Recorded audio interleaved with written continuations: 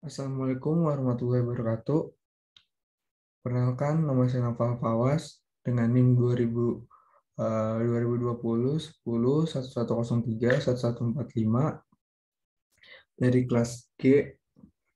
Saya ingin menjelaskan tentang hukum ekonomi bisnis, yaitu saya mengangkat tema dengan Gojek.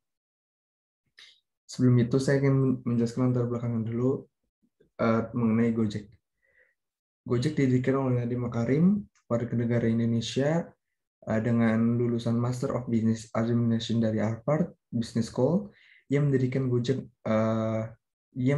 Gojek, yaitu muncul dari pengalaman pribadi Nadiem Makarim menggunakan transportasi ojek hampir setiap hari untuk ke tempat kerjanya dan untuk menembus kemacetan di Jakarta. Saat itu Nadiem masih bekerja sebagai CEO Founder Managing Director Zalora Indonesia dan Chief Innovation Officer Kartuku.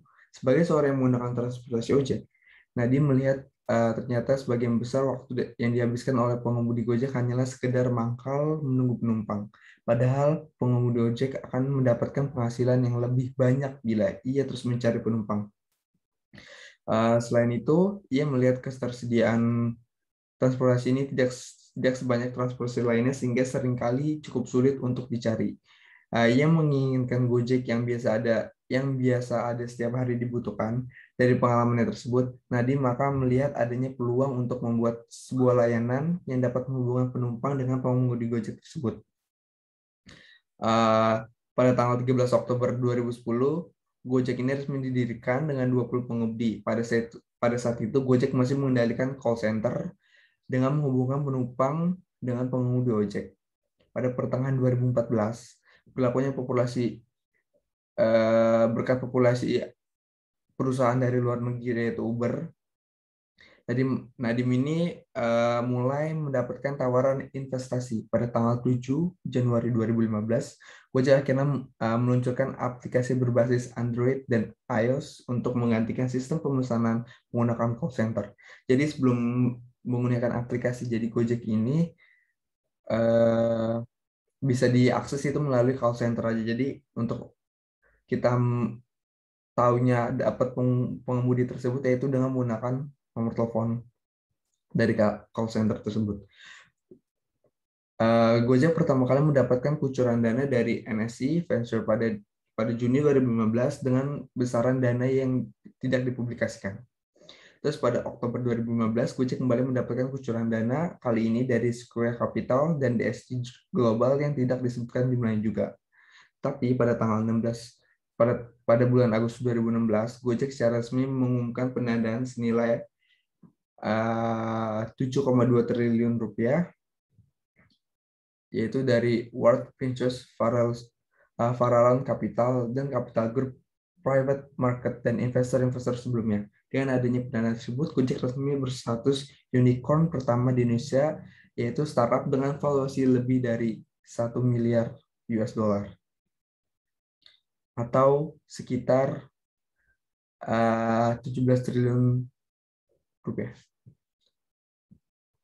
Pada Januari 2018, Google melalui situs blognya resmi mengumumkan bahwa mereka telah memberikan pendanaan kepada Gojek. Ini merupakan investasi pertama Google kepada startup di Asia.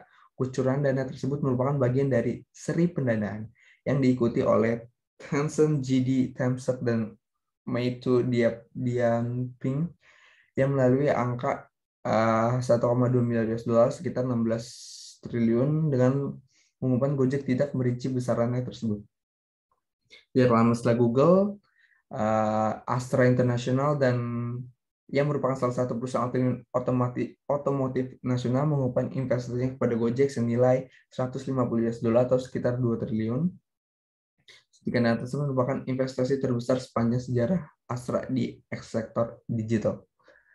Pada hari yang sama, Digital Group juga melalui PT Digital Niaga atau GDN yang merupakan anak perusahaan modal ventura dari GDM itu melakukan investasi juga. Selain itu, Gojek juga tidak hanya melayani ojek online, dengan adanya investor tersebut, dia memperluas jaringannya ke macam-macam transaksi yang bisa kita akses, yaitu ada GoRide, GoMart, GoCar, GoFood, GoShop, GoBox, GoTicket, GoFitness, GoPulsa, dan masih banyak lagi. Dengan seiringnya perkembangan zaman, Gojek ini membuka layanan melalui transaksi digital, yaitu GoPay.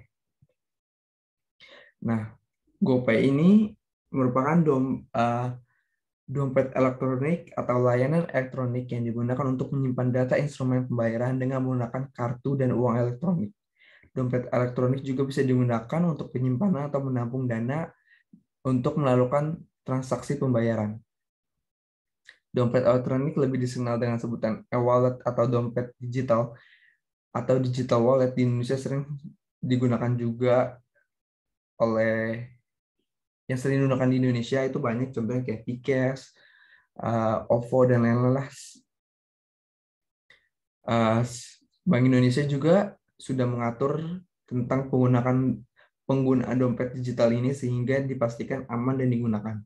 Penjelanggaan dompet elektronik digital ini telah diatur oleh Bank Indonesia sehingga aman digunakan. Kalau tidak salah itu Undang-Undang Nomor 11 Tahun 2008 tentang Informasi dan Transaksi Elektronik dan Peraturan Pemerintah Nomor 82 Tahun 2000 tentang Penyelenggaraan Sistem dan Transaksi Elektronik juga.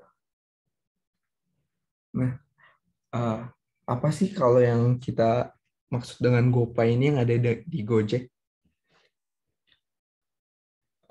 GoPay yang dulunya disebut dengan GoWallet merupakan layanan e-money atau salah satu produksi atau aplikasi dompet digital yaitu Gojek Indonesia. GoPay digunakan untuk menyimpan Gojek Credit di mana nantinya bisa dipakai untuk melakukan pembayaran atau transaksi pada semua layanan seperti GoRide, GoCar, GoFood, GoSign, dan lain-lain. Seperti Money atau lainnya, GoPay memberikan kemudahan dengan menggunakan dalam transaksi saldo. Atau kita dapat mengisi saldo GoPay melalui ATM, mobil banking, one click, internet banking, Alfamart, atau apapun,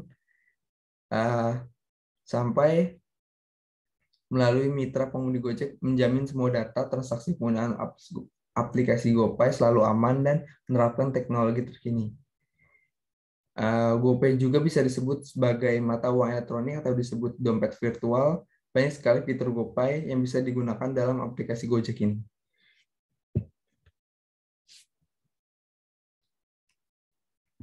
Selanjutnya, yaitu ada Gojek atau GoPay. Pertama kita membahas tentang dasar hukum dari Gojek dan GoPay ini. Dasar hukum yaitu pada pasal 1 angka 3 Undang-Undang Lalu Lintas Angkutan Jalan.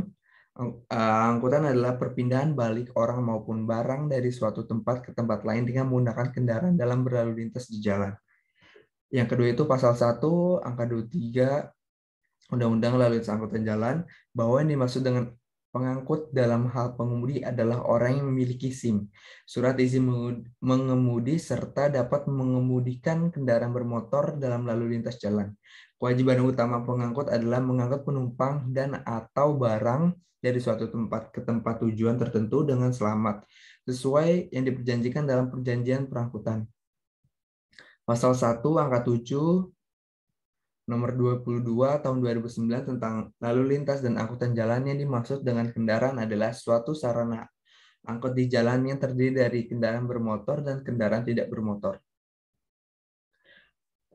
Pasal 3 ayat 1 dan ayat 2 Peraturan Menteri Perhubungan Republik Indonesia Nomor 12 tahun 2019 tentang perlindungan keselamatan penggunaan sepeda motor yang digunakan untuk kepentingan masyarakat menyatakan bahwa pada intinya sepeda motor dapat digunakan untuk kepentingan masyarakat dengan wajib memenuhi keselamatan, keamanan, kenyamanan, keterjangkauan, dan keteraturan. Dari penjelasan hukum di atas, maka ojek online dapat melakukan proses pengangkutan. Ini adalah dasar hukum dari adanya Gojek. Terus perlindungan konsumen.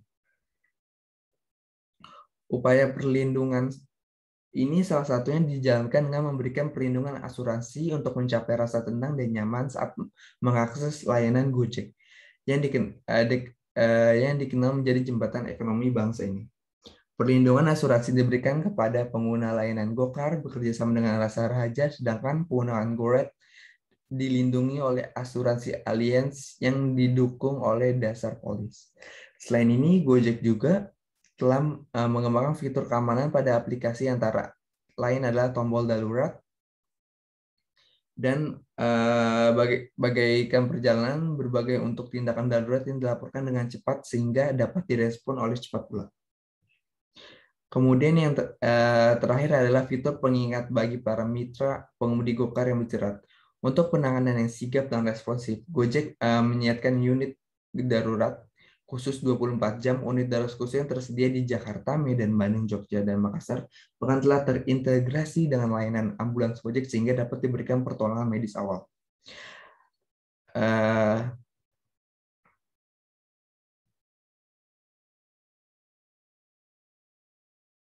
Mungkin karena di era yang sudah transformasi ini serba digital, maka jadi mudah untuk apabila terjadi kecelakaan, Gojek bekerjasama dengan Jasa Raharja bekerjasama dengan juga Polri dan BPJS dengan memiliki sistem yang berbagai terintegrasi sehingga terdapat penggunaan angkutan online yang mengalami kecelakaan akan mendapatkan kepastian hukum. Selanjutnya itu ada hubungan kerja, kemitraan hubungan kerja Gojek dengan para pengemudinya itu merupakan hubungan kemitraan. Kemitraan dimaksud adalah hubungan yang setara dan adil antara dua atau lebih pihak untuk bekerja sama dalam hal tersebut. Pada dasarnya prinsip saling memerlukan, mempercayai, memperkuat, dan memperuntung. Selain ini, para ojek online juga diklasifikasikan sebagai mitra oleh perusahaan platform ini, namun mereka tidak memperoleh hak-hak sebagai mitra. Disebut mitra akan bekerja sama menghubungkan dengan para buruh-buruh. Jadi yang kita tahu ini Gojek ini hanya sebagai penghubung antara pengemudi dengan penumpangnya ini. Jadi eh, pengemudi ini bukan dari Gojek ini, jadi dia cuma aplikasi penghubung doang. Saya kira cukup. Apabila ada kesalahan, mohon maaf. Wassalamualaikum warahmatullahi wabarakatuh.